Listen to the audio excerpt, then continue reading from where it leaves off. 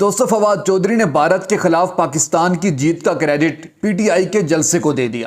پاکستانی صحافی نے فواد چودھری کو ٹویٹر پر ٹیگ کر کے پوچھا کہ پاکستان کی بھارت کے خلاف شاندار جیت کس کی برکت سے ہوئی؟ فواد چودھری نے جواب دیا، فیصل آباد کے جلسے سے۔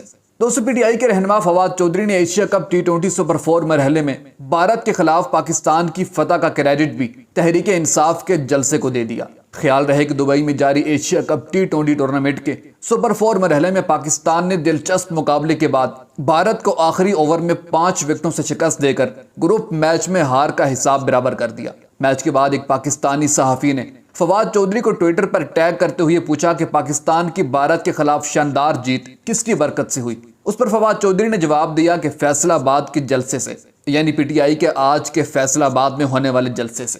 دوستو یاد رہے کہ اس سے قبل ایشیا کپ T20 ٹورنامنٹ کے گروپ میچ میں بھارت نے پاکستان کو سنسنی خیز مقابلے کے بعد 5 وکٹوں سے شکست دی تھی، جس کے بعد فواد چودھری نے بھارت کے ہاتھوں قومی ٹیم کی شکست کا ذمہ دار حکومت کو قرار دیا تھا۔